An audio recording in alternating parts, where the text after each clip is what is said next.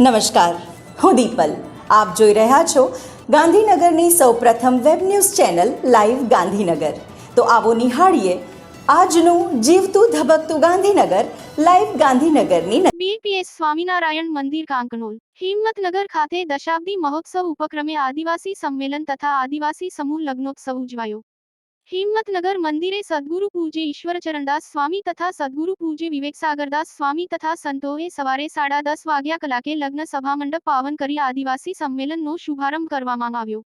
હિંમતનગરના ધારાસભ્ય વીડી ઝાલા તથા ખેબ્રહ્માના પૂર્વ ધારાસભ્ય અશ્વિનભાઈ કોટવાલ તથા એનજી પ્રોજેક્ટના પ્રમુખ ગોપાલસિંહ રાઠોડ તથા કેવલભાઈ જોશિયારા પ્રદેશ મંત્રી આદિજાતિ મોરચો ભાજપ ગુજરાત પ્રદેશની હાજરીમાં ભવ્ય રીતે આદિવાસી સંમેલન યોજાયું હતું.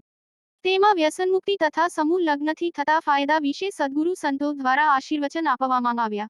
આદિવાસી સમૂહ લગ્નોત્સવ માંગ 100 જેટલા યુગલો હિન્દુ શાસ્ત્રોક્ત વિધિથી લગ્નગ્રંથિથી જોડાયા, જેમાં દરેક યુગલને ₹1 લાખથી પણ વધુના દાગીના તથા વસ્તુ સ્વરૂપે કરિયાવર આપવામાં આવ્યો. આ પ્રસંગે મંદિર ખાતે 20,000મી વધુ સંખ્યામાં આદિવાસી સમાજના લોકો પણ આ પ્રસંગે સામેલ થયા. દરેકે મંદિર તરફથી કરેલ મહાપ્રસાદની વ્યવસ્થાનો લાભ લીધો. તારીખ 21 ડિસેમ્બર 2023ને ગુરુવારના રોજ શ્રી સમસ્ત બ્રહ્મ સમાજ ગાંધીનગરની સેક્ટર શાખા 5ના મહિલા પરિવારની જનરલ મીટિંગનું આયોજન કરવામાં આવ્યું હતું. તેમાં ઘણી મોટી સંખ્યામાં બહેનોએ ભાગ લીધો હતો. બધા મળીને એકબીજા સાથે પરિચય કેળવ્યો અને રમત ગમતનો આનંદ લીધો.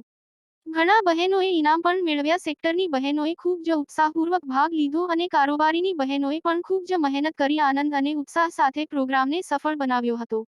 પ્રમુખ શ્રીમતી જ્ઞાનદેવી બેન ઉપાધ્યાય, મહામંત્રી શ્રીમતી અરુણાબેન રાવલ આ કાર્યક્રમને સફળ બનાવ્યો હતો.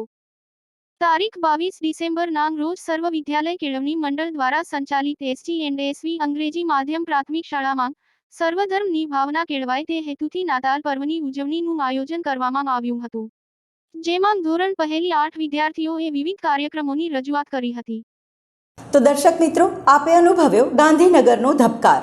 આપની આસપાસ બનતી આવી જ ઘટનાઓની જાણકારી અમારા સુધી પહોંચાડવા માટે સ્ક્રીન પર દર્શાવેલ નંબર પર વોટ્સએપ દ્વારા અથવા ઈમેલ આઈડી પર મેલ કરીને આપ અમારો સંપર્ક કરી શકો છો.